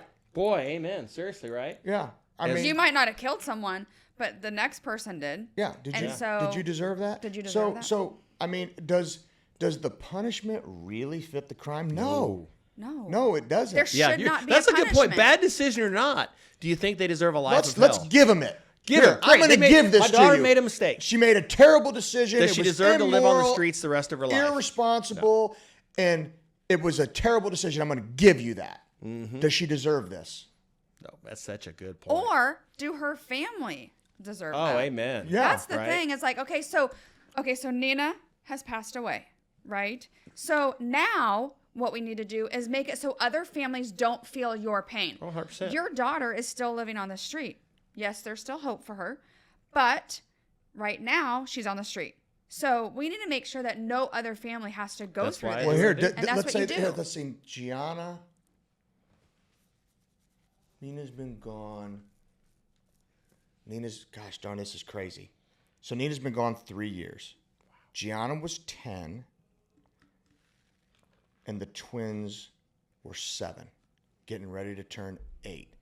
Do those 3 kids deserve to have to be there with their mother when she found her and be tormented by the sound of a mother losing their child? Right. Do they deserve that? Right. Rich millionaire who we're trying to get money Right. from. Do they deserve that? You know what I mean? Because they're tormented by it, especially my son, Frankie. It's terrible. You know, do they deserve, now let's look how it affects them, how it affects me, Yeah, that's her trauma. biological father. That's trauma they'll carry the rest of their life. Yeah, that they're still dealing with. They will. That they're still dealing with. And their offspring, you know, because they'll parent accordingly to that trauma. Yeah. You know, I mean, it impacts you, and we all parent according to how we were parented, good or bad, and it's cyclic. It's incredibly painful. It's terrible. And then you also have to ask yourself, like me and my wife, and I hate saying this, but I would almost rather be me than you. I mean, seriously. And that's a weird, that's a weird thing to say. This is, well, and I'm not. first off, I appreciate that. I do. You're one of maybe 10 people that have lost a child have told me that. So I can't put myself in your shoes because I can't. I do appreciate that because I get it, because with yours it had an end. With mine it doesn't. Now you just wonder. And with methamphetamine, I don't know. There was a point in life where 2019, so I'll give you a little bit of story here. 2019, I had an idea. Caitlin had gotten pregnant in 2017, had a child in 2017. I knew about it. I hadn't met her. In 2019, the universe spoke. God spoke. I remember telling Micah, I was training with Micah Lacert, and I told him, hey, man, I got a feeling I'm going to wind up raising my granddaughter, and I think that she might be pregnant with a second child. And he's like, dude, that's a big thing to take on. Are you sure? How old were you? I was 54. Okay. And so 53. I just turned 53. And so later that afternoon, I was at the other Hitch Fit facility, and I was talking to his wife, Diana, and out of nowhere, she looks at me. And you have to, if you know Mike and Diana, you know. I did a Hitch Fit. Did you? Mike, Okay. Yeah. They're online. very spiritual people. Yeah. Very, very, very, very, very deep spiritual people. And she looks at me and she says, Rob, I just think I need to tell you something. I said, what's up, sister? She said, don't be afraid to go down a path that God put in front of you. I said, did you talk to Micah today about anything? She goes, no, what do you mean? I said, oh, just the thing I'm wrestling with in my head and you don't know what it is. She said, no, what is it? And I told her, she goes, oh, well, there you go. Well, so the Lord told me to tell you that. So 24 hours later, I have my daughter and my granddaughter, and we scoop them up from the crummy apartment they're living in with her boyfriend, bring them home, and we've had Mariah in our care ever since. And that was March of 19. And then you got her brother. And so she was pregnant, and I'm driving back from the ghetto up to the Northland, and she's in my truck, and she's high as a kite. And I'm like, "Are you pregnant?" And she's like, "Yeah." She thought it was funny. And so we basically kept her in our house. There's a little more backstory to it, but we kept her in our house, and we ran an inpatient treatment center and kept her sober, -1 relapse, for the entire duration of her pregnancy. And so Joey was born on June 26th of 19, and he was healthy. He was perfect, flawless. We were so grateful, so thankful. Within 8-9 weeks after he was born, that we were all living together, and I had a vision of us being a family of 5, and he was our grandchild. She was our grandchild, and we kind of thought she'd probably relapse because we started focusing on the kids and not so much on her recovery. Yeah. And she said, "I think I want to move into an Oxford house." We're like, "Okay, that's fine." She goes, "But I don't want to leave the kids with you." We're like, "Leave the kids with us."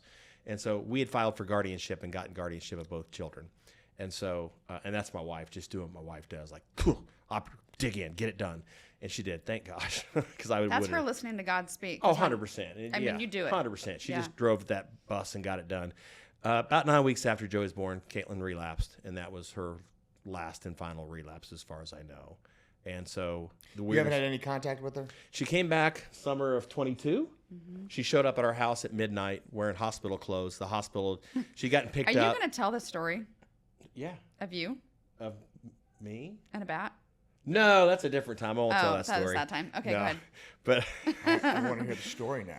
I will. Okay. But yeah, so no, in 22 she came back. We got her detoxed, and because of some people we know, we were blessed, and they didn't have an opening, but they accepted her into Healing House. Bobby Joe Reed runs an amazing organization. Yes, she does. Got her into Healing House. She spent about 9 days there. We got the phone call. She snuck out, got on the bus, ran away, and we haven't seen her. Do you still watch CaseNet for her? I do. She just got released out of Cass County after about 4 or 5 months, and I was so hopeful. Like 4 or 5 months, her brain might start working again. Yeah. And two things happen. Problem is they get that shit in jail. Well, easy so if they here's get it one of out. two things happens in jail, right? Because all my friends that got in recovery from meth did long-term incarceration for the most of them.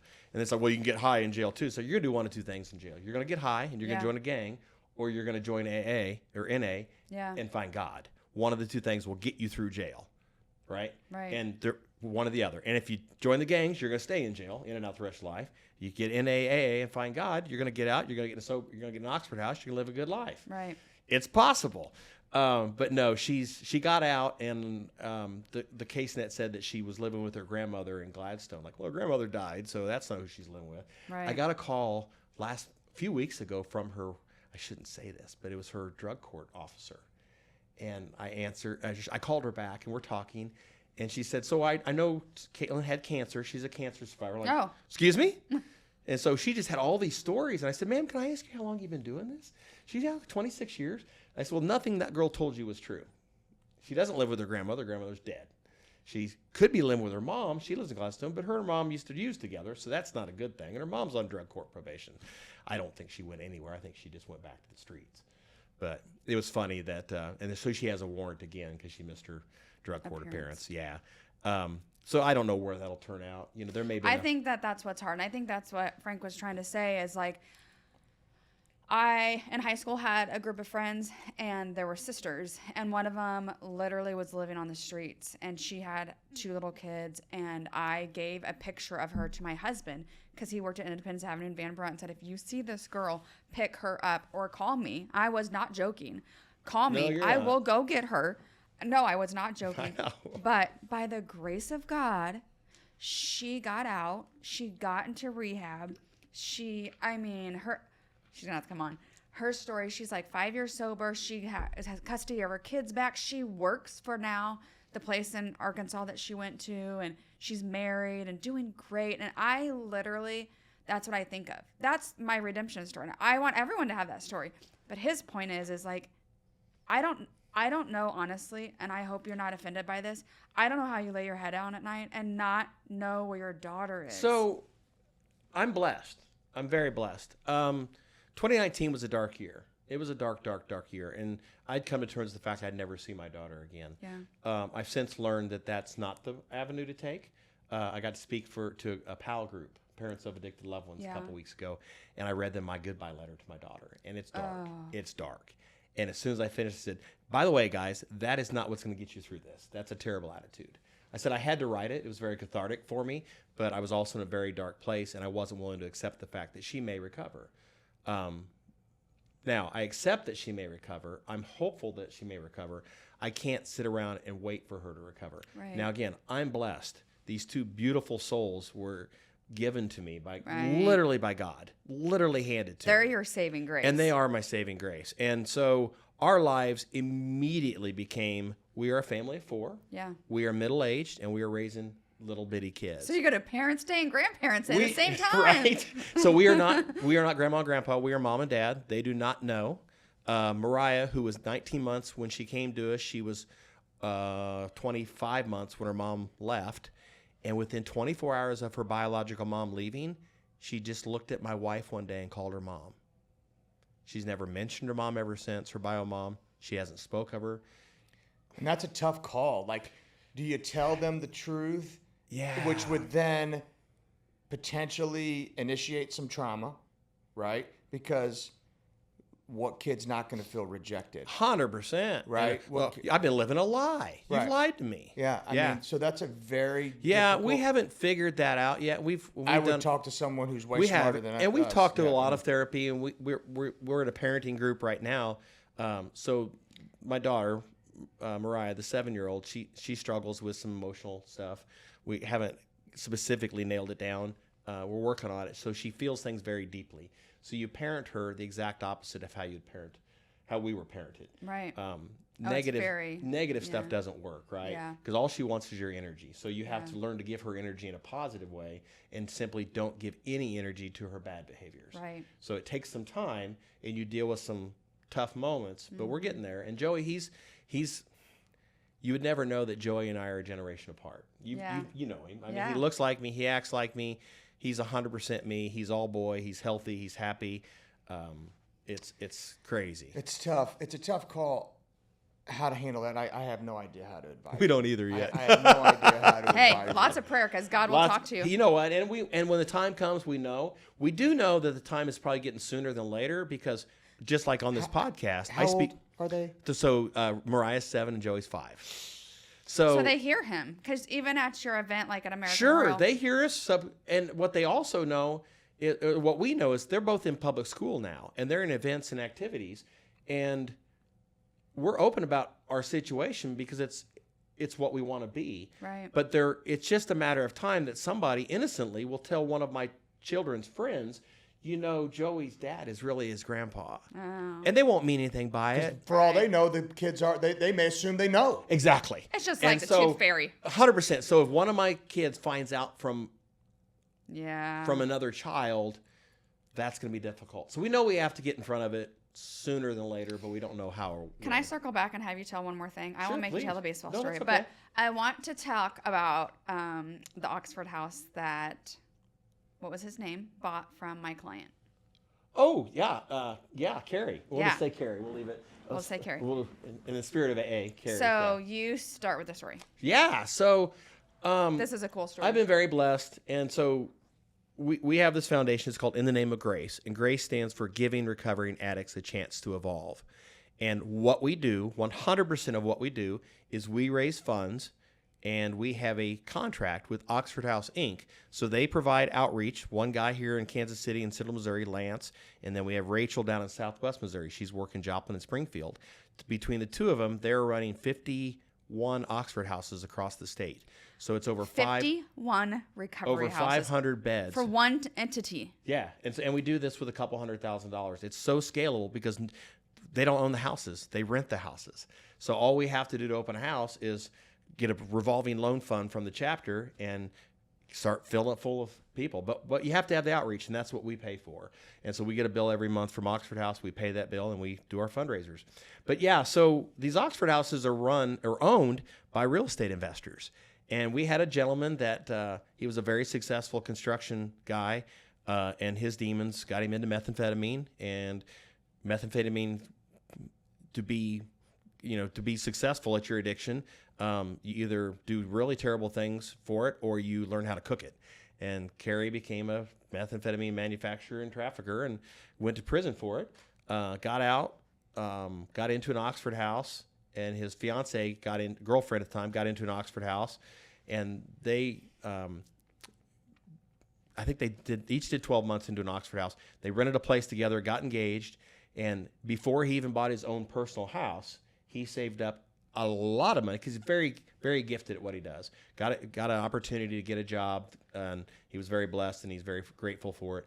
But saved up a lot of money and opened up and bought a house from your client and turned it into an Oxford house. And but it was around the corner from the house he was living in. So he wasn't even owning a house and bought an Oxford house from my client and rehabbed this house. Yeah, it's an 11-man house. Yeah, and it's around the corner from the house where the Oxford house he was in. Yeah. And he rented the house next door to that. But yeah, so he owns that. And then his daughter got transferred to her job, moved her up here in the Northland. She was out in Independence. She owned a house in Independence. So she turned that into an Oxford house, and I helped her find a house here in the Northland to live in. And then Kerry and his fiance just bought their own personal house. And as soon as they're moved into that and it's rehabbed, they rehabbed it. As soon as they move in and catch their breath, he's going to go buy another Oxford house. So because this one guy's life was changed by an Oxford house, he now has 3 because he talked his daughter. Yeah. Hey, them two. And yeah, that'll be 30, 40 lives on a daily basis to have a safe place to live. Yeah. So that's how wonderful it can grow. So since some of these are state funded, correct? No. None of them No. are. Well, 100. So here's how Oxford works. And this is giving recovering addicts a chance to evolve. And we're actually in a rebranding, so I think we're dropping that. We're going with just Grace Friends of Oxford, I think. That's our marketing. So Grace helps fund Oxford. Yes, we raise the funds in Kansas or in Missouri for the Oxford houses in Missouri, and so how it works is an Oxford house is a bunch of men or women, and they pay weekly. It's usually around $130, $140 a week you pay, and that pays the rent, pays the utilities, and it goes into part of it goes up to the chapter, and then and they just build up revenue. And you can live in an Oxford house for as long as you like. You can stay for a day. You can stay the rest of your life. There's no time. As long as you're paying. They don't kick you out. As long as you're paying your ES and not being disruptive and you're clean and sober, you stay as long as you want. So one of the mottos is come for yourself, stay for others. So a lot of times somebody will be 6 months in, like, I think I'm ready. I'm ready to go out, and they'll fall in love. I want to get a place with my girlfriend. And a senior member will say, you know what, you're doing really good. Why don't you go ahead and stay 6 more months and help the next guy? Be the senior guy helping the newcomer like I did to you. And one thing, you want to meet gratitude, you want to feel gratitude, man, you go to an Oxford chapter meeting and you get emotional. Their gratitude is amazing, man, because they didn't think they'd get this life. Well, here, look at the stats. 96% of meth addicts, they go back to it. 96%. That is an enormous... It's painful. And you have to ask yourself, what is psychology missing? Yeah. I tell you, psychology clearly is failing when it comes to addiction. I tell you, what's failing is our system. And the system fails in the simple fact these people have nowhere to go get healthy because it takes so long. And well, like what you said, after so many days, the insurance won't pay for it, or they won't pay for it at all. And like in some places, if you don't have any insurance, so you can get into an Oxford house, and if you can get on the bus or get on your bicycle or have one of your roommates drive you to Burger King and work, as the porter picking up the parking lot in Burger King, you can pay your way in an Oxford house. Okay. You can get sober and stay sober. Okay. On an $8 an hour job. Okay. Yeah. And your brothers and sisters in the houses will help you out. Yeah. Well, and here's the other thing: recovery. First of all, is lifelong. 100%, brother. Recovery is lifelong, but getting somebody from being a hopeless drug addict to being able to function in society takes years. Years.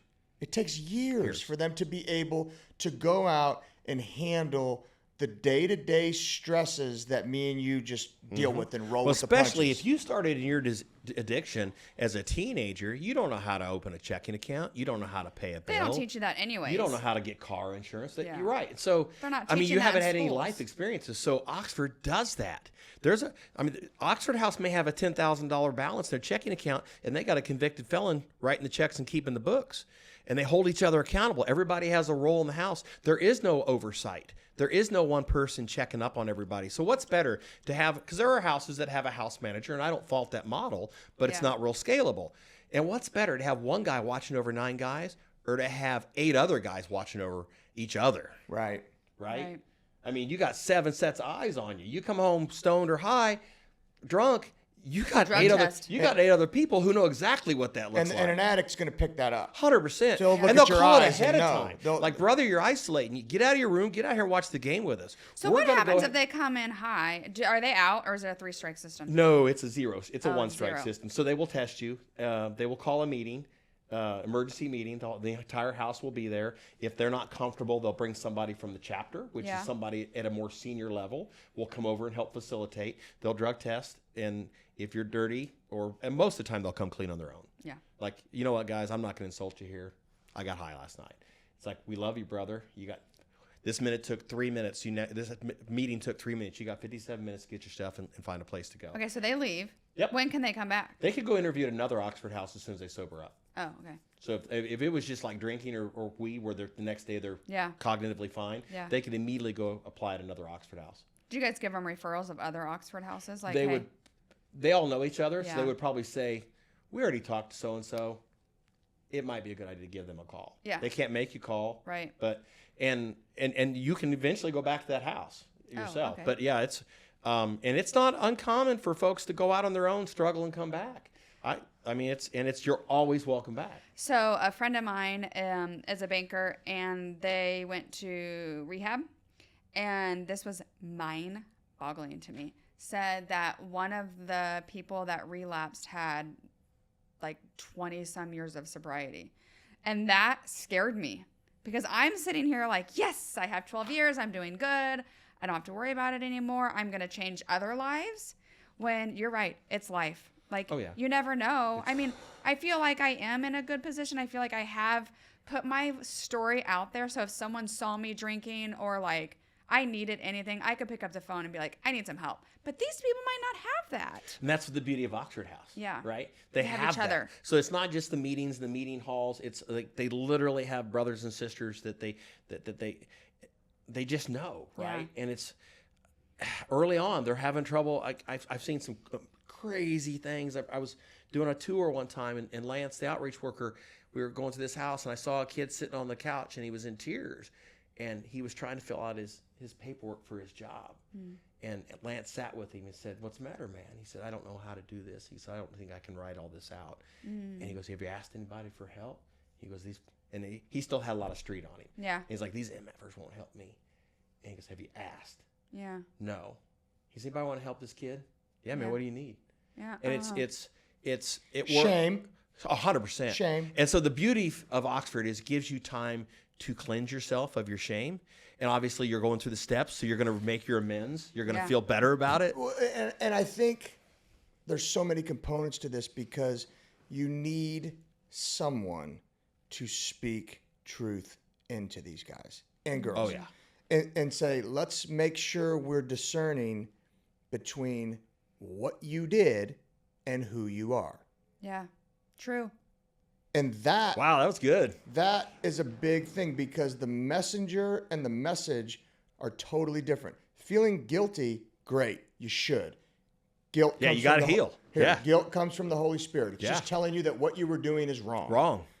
Shame is coming from the devil, and it's telling you you are what you did, and that I like is that. not true. And these people need to hear that. 100%.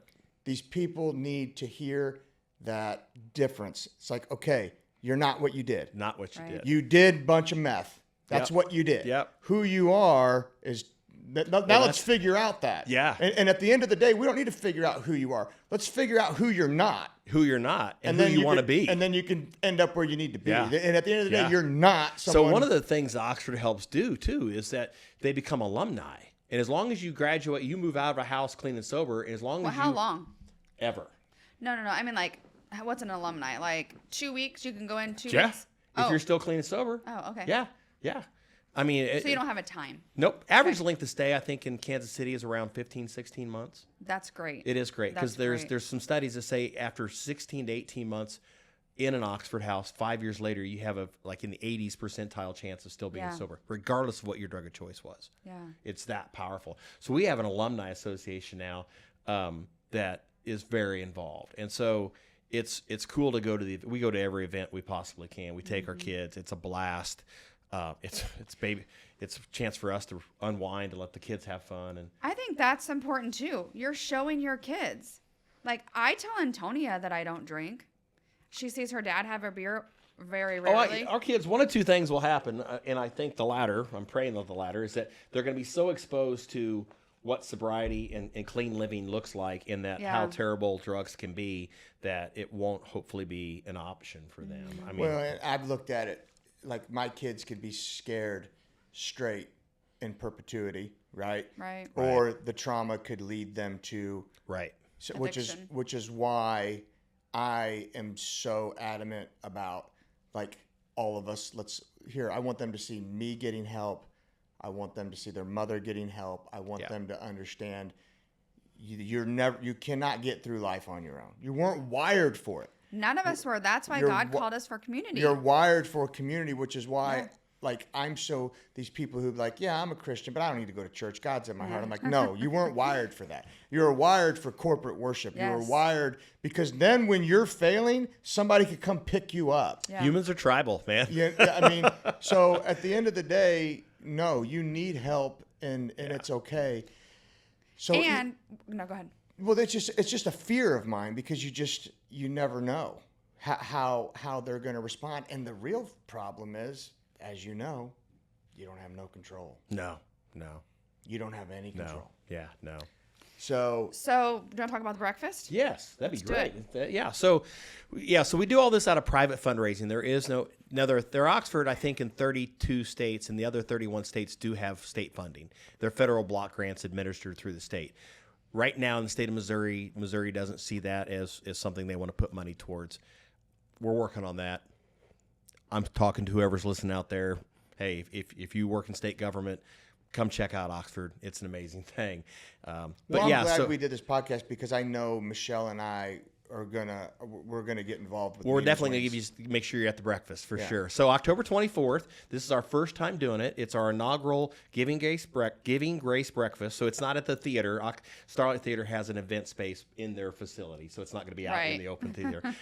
So it's really kind of fun. So Joel Goldberg, color guy for the Royals. He's our MC. Joe is a normie. He's not a person of recovery. Want to make sure everybody understands that. But he's an amazing human, and he's taken a liking to us and our cause. He's been very good to us. So he's going to be our MC. Our two recovery speakers are a local gentleman named Michael Mackey. He's a local celebrity. He's done some different stuff. He was on KC Live when that was going, and he has a PBS show called Get Lost. He's been on a lot of different stuff. He's an Emmy Award winner. And then the other recovery speaker, Scott Parks of Dana and Parks, KMBZ Afternoon Drive Time. And so Scott's in recovery. Yeah. And so they're going to tell their stories, and Joel's going to MC. We're going to have a couple of parents of Oxford alumni speak, how it's changed their life in a good way. We're going to have some alumni speak, and we're going to have a couple of residents speak. It's about a 2-hour event, put on very well. We hired a professional event planning stuff. So there's still time to sponsor. Sponsorship starts at $2,500. That gets you a table of 10. We're more than happy to have you do that, and we'll get obviously all the recognition that comes with sponsorship.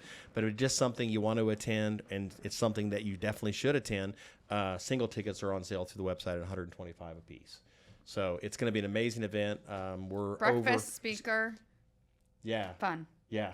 And really, we're really excited. Our board is excited. Our foundation is excited because we've been doing this for 7 years. We're getting ready to start our 8th contract with Oxford House and their annual contracts. We've done a lot, and I say we've been able to fund the people that have done a lot. Yeah. Oxford House does the heavy lifting. Because you have an amazing board. We do have an amazing board. So it's, again, my wife and I, 3 very dear friends of ours, and it's morphed into some other things. A wonderful lady. She is the CEO of Starlight. She's on our board. I think she has a little story that she'll tell, and I'll save that for I went to one of your board meetings, and I was just like, Yeah, floored that you guys all just got along, and it all just It's a very worked. informal board. A very informal. Oh, no. I thought it was... I thought we did it okay. I did Well, a great it's job. funny because if you go to an Oxford House chapter meeting, it's ran better than most board meetings. So we do have a gentleman on our board that's an alumni. Yeah. And I know he shakes his head at how sidebar we go. Yeah. It's like, you guys are chaos. And you're like, Yeah. this isn't how you run a meeting. It's like, yeah, but it's cool. And his name is Jeremy. Jeremy will tell his story as well. So if someone can't go to the breakfast, is there a way for them to just donate? Yes, for sure. So our website's pretty simple. It's just www.inthenameofgrace.org. Okay. All one word, In the Name of Grace. You can go there. You can read more about it, how we started, why. And there's simply a donate button. Click on. If you ever, we used to do a big fundraiser at the American Royal. It was a great fundraiser, but it was really just the opposite of what our cause is. It's the American Royal. You have to serve liquor. It's a big party, a big barbecue. We had a band. So we kind of morphed. It was a lot of fun, though. It is a lot of fun. Yeah. And I think we may do that as a sidebar, and, Yeah. and any proceeds that we do will go to that, but it Yeah. won't be a Grace-sponsored function. Right. Because So like a Grace-sponsored gala, you wouldn't have booze at it. Right. Okay. Right. And so this is Sometimes if you have booze at it, though. 100%. They I mean, give you a little more dough. like JDRF, juvenile diabetes. Yeah. That's a big deal. And they serve a lot of booze, and they raise millions of dollars. Yeah. Yeah. Alcohol flows, so does the cash. But no, ours is going to be coffee and breakfast. But we will tug at your heartstrings a little bit because the growth that we've had is simply amazing. We have been told by multiple people in Oxford House Incorporated that will tell you we have one of the strongest or 2 of the strongest chapters in the country. They run it themselves. The growth we've experienced is unlike any other. We've been very blessed. So 2 years ago, my wife and I were honored at the World Convention in Seattle. Yeah. And we got what's called the Tom Fellows Award, and we took it on behalf of our organization. Grace got awarded the Tom Fellows Award, and it's given to every year they give it to somebody that has made a substantial contribution to Oxford House that was never a resident of Oxford House. And so we got that 2 years ago. Last year, our outreach worker Lance Whitney, who is our original Big Papa, got the Reggie Midget Award, which is a gentleman who was he was an outreach worker that was murdered, unfortunately, but he got it for the outstanding outreach worker of the country that Wow. year. And I think it'll be a matter of time when we wind up one of our alumni get the Alumni of the Year award. So what we do here in Kansas City is as good as it gets in the eyes of Oxford House. And just educating people, because I think that the problem is you say Oxford House and people don't know what you're talking about 100%. unless you're in that No, space. yeah, it's like so- when you first started talking to me about it years ago, and then you explained it to me, I had no clue. Yeah, it's the easiest way to explain is they're self-run, self-governed, self-funded houses of people living together in sobriety. In neighborhoods, so your neighbor might be a sobriety house. One of their mottos is good houses in good neighborhoods. Yeah, Yeah. they could be your next door neighbor, and I mean They're the best neighbors. Oh my gosh, They don't and drink. people worry about that, right? It's like, what are they going to be in my neighborhood? And we're going to have to call the HOA. It's like, well, they can't drink, they can't drug, they got a 9 o'clock curfew. Probably doing better than your teenagers are, right? No one's waking up on the front yard in the morning on a Sunday like, oh crap. You crashed that golf cart. Exactly. Yeah. So they're great neighbors, Yeah. and they'll come over and shovel your drive because they're grateful. Yes. And they're blessed, and it may be the nicest house some of them have ever lived in. Yeah. And not to be demeaning to what their life was, but I mean, if they It is started, what it is. if they started early enough, they've lived some pretty rough lives. Yeah, and, for sure. Yeah. it's so fun. It's just the gratitude and the spirituality of these people. I mean, if I'm having a bad, I'm going to get emotional. Apologize. If I'm having a bad, I'm ADHD, by the way, so my days kind of come up and down accordingly. And if I'm having a bad day and struggling with something, there's 4 or 5 people that I can call, and they just get me, and they'll bring me up so quickly. Can I have their numbers? Yeah. But so you said something, and I think this is so true. It's like I was raised in a Christian home. My parents are Christians. They're married. My grandparents are Christians. They were married. I didn't ever doubt that there was a God, ever. I drank Tuesday through Saturday. Saturday night was drunk. Sunday morning hungover. I was in church. I Hey, sometimes... we're Catholic, so we get it. Yeah. Or Well, I'm a recovering Christian. Catholic. I'm a Christian, yeah, right. So my kids, I coach football at St. Pius. I graduated from St. Pius. My kids go to St. Andrews, but we go to a non-denominational church. Yeah. But Yeah. sometimes in the hard days, and I see these people that came, they weren't Christians, they're addicts, and they are in church because another entity that we know that is at our church, they sit in the front row, and they're up there like praising Jesus with tears just flowing down their face because they're so thankful and grateful that God changed their lives. And I'm like, I want that. And I have that. And I am so grateful that God changed my life. But I don't know what it's like not to have God. Yeah, no, I hear you. I did go through doubts for sure. I never spirit. doubted. Oh, I have because of the situation. oh gosh, yeah, Yeah. for sure. It's You know what's hard. funny? It was an atheist, a guy by the name of David Berlinski. I heard someone read a quote from David Berlinski, Oh, and that is what started my transformation. David Berlinski. So let's see. So the Day of the God Delusion was written by a scientific atheist named Dawkins. It was Dawkins, or I get Stephen Hawkins and Richard Dawkins confused. It's Dawkins. It's Dawkins. Yeah. So Dawkins wrote The Day of the God Delusion. Now, this is a scientific atheist.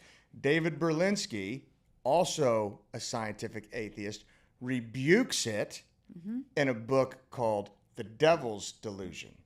And here, this is actually a really good quote. It's one This of my is fun, guys. I gotta see. I If hope it's we're the same- entertaining to the. I think Because this this is a the blast. same quote. It's one I'm of my gonna see- favorites. I'm not gonna ruin it because I hope this is the same one. And if not, I have another one.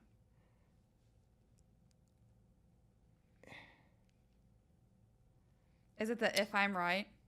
No. I know that one. Okay, so I'm going to say it while you're looking. There's my favorite one is if I'm right and there's a God, I have everlasting life. I've lived a good life. I'm happy. And if I'm wrong, I'm never going to know the difference. But if you're wrong, Mr. Atheist, You will. you will. Yeah, Yeah, it's gonna that's suck. Achman's razor. Like it's like you're taking a position where you have nothing to gain by being right and everything Yeah. to lose by being wrong. Yeah. But here it is. So this is David. This is an atheist that's saying this. Remember that. Has anyone provided proof of God's inexistence? Not even close. Has quantum cosmology explained the emergence of the universe and why it is here? Not even close. Have our sciences explained why our universe seems to be fine-tuned to allow for the existence of life? Not even close. Are physicists and biologists willing to believe in anything so long it is not religious thought? Close enough. Has rationalism and moral thought provided us with an understanding of what is good, what is right, and what is moral? Not close enough. Has secularism and the terrible 20th century been a force for good? Not even close to being close. Is there a narrow and oppressive orthodoxy in the sciences? Close enough. Does anyone in the sciences or their philosophy justify the claim that religious belief is irrational? Not even in the ballpark. Is scientific atheism a frivolous exercise in intellectual contempt? Dead on. And that quote right there is what started my thought process. And this is an atheist, because I was a biology and a chemistry major, and even my professors at Rockhurst were skeptics. Okay. Mm-hmm. And I lost a son. And so I'm thinking, well, no God here, even if he's good, he wouldn't allow, he definitely can't be all good, because no good God would allow this to happen. So I got that going on in the back of my head. And then I'm trying to rationalize all this with the sciences. And I'm like, this isn't jiving. None of this is making sense. And I wouldn't say that I was an atheist, but I was 100% a skeptic. And I 100% had doubt. And I didn't want anyone trying to talk to me about God, because I was pissed. And this quote right here from, isn't that funny how God works? oh, He takes yeah. a scientific atheist and makes a Christian out of you. So Nicky Gumbel did that. Nicky Gumbel was an atheist. He went to prove why his atheism was right, and he is a huge Christian. C.S. Lewis was an atheist. Yeah. So there's a similar situation, but it's more towards the whole, is addiction genetic or not. There was a doctor that got addicted to pain medication from a surgery, and the book is called Pleasure Unwoven. And anybody who's struggling with addiction in their family, and you're new to it, you should read this book, and it'll help you with a lot of your own guilty feelings. In going to prove that it was a matter of choice and a moral decision, he proved just the opposite. Yeah. That he was biologically disposed. He got so far into brain chemistry and understanding the pathways of an addict versus the pathways of somebody who is not. This is the pre-addiction pathways. Yes. Yeah. Yes. And that there's nothing he could have done to. Except be fortunate enough to never get curious to try it. Exactly. And That's it. and his, like a lot of folks. Which is how many unfortunately, people? His was from a surgery. Here, right? I mean, like for me, curiosity 100% killed the cat. Yeah. Oh, my Well, God. I shouldn't say killed the cat because I never got addicted, but it could have. Right. So Because that's the only reason why I would say that I never said to myself, oh, poor pitiful me. Right. I don't have football. I don't have my son. Let's do cocaine. Right. I never, it was So more you like, was more I got to know what it's like. You know what I mean? Yeah. I just, okay, I'm not throwing your friends under the bus, but was it more that, or was it more that your friends were doing it? no. No. I don't give a shit what anyone does. Okay. No one's talking me into or out of doing Got anything. it. Every one of my friends will sit here and tell you, they could all say, Frank, you're wrong. And if I think I'm right, you got no shot. They won't even try. They won't even try. I'm going to note that to self. Yeah, right. They won't Well, even try. This is interesting to me, and I laid in bed. I'm not kidding you. I woke my husband up. I wake my husband up a lot. I've said that 3 times on a podcast, but I have to tell everyone, he goes to bed in like 2 seconds. He sleeps with tape on his mouth, so with his CPAP machine. And so I have to paint this picture of he's asleep, and I'm like reading. I had just got diagnosed with the MTHFR gene. I've had some medical stuff going on, and so they ran more tests, and that's one of the genes I have. It's not a big deal, but I was reading about the gene. And literally when Jesus talks about someone weeping, I was weeping because I wasn't crying. It literally, tears were just like pouring down my face, because if you have the MTHFR gene, you shouldn't drink. And you shouldn't drink because it causes your liver sluggish, and it causes cirrhosis of the liver faster. I didn't know I had that until last week. And you decided to 12 stop years drinking ago. 12 years ago. You could have. Because you- Jesus asked me to stop drinking for a year. Not because he asked me to stop drinking for 12 years, but because I was faithful for 1 year. He saved my life. And who knows if I would be here? Who knows if my... You could have just been a recreational, occasional drinker. And that- and it just took my life. I got, like mentioned, I got to speak to a pal group a while back, and I was trying to think of what I was going to tell them, because I don't think, like, one of the things that I do for my own mental health is I have In the Name of Grace, and I don't think that everybody struggling with an addicted loved one can go out and start a non-for-profit. Right. But I won't deny that I am certain that, I mean, it's why do I do what I do is because God needed me to. Yes. I mean, I'm not special by any means. I'm blessed that I was able to find a constraint, a pinch point that needed fixing. And then I was blessed to be given my soulmate, literally, who is so polar opposite of me, that took this and made it happen. But outside people or other people still might not have your thought. They might be like, oh, poor me. This happened to me. Why did this happen to me? All the things, and not go start that. But God had a bigger plan for you, and that's why I say you have to listen, because I promise you he will speak to you. He will, yeah. And he did speak to you, and Well, because you're faithful. I did some deep work last year, and I came up with a lot of trauma that I had experienced that I didn't really think was trauma until I really thought about it.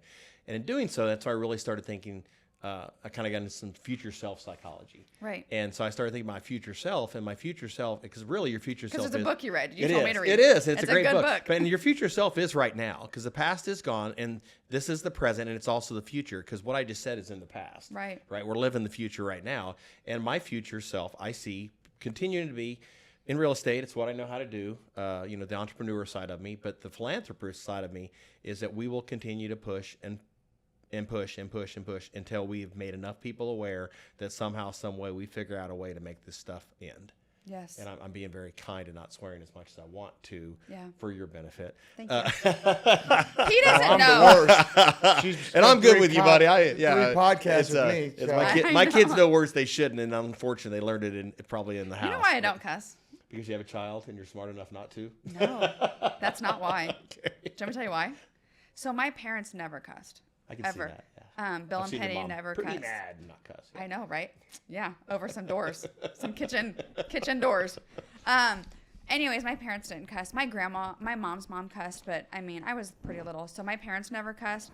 But when I was 19 years old, what did I do? I went to work for my parents. So do you think I'm going to cuss in front of my parents at work that You've don't never cuss? had the opportunity. I never had the opportunity. I never had the It's just not opportunity. ingrained in you. It's not. And so I did say a bad word the other day driving, and it was like a shit. And it was because you texted me and said that, hey, on Friday, these times are going to work. And I was excited. I was like, oh, yay, it's going to work. And my daughter was in the car, and she's like, are you okay?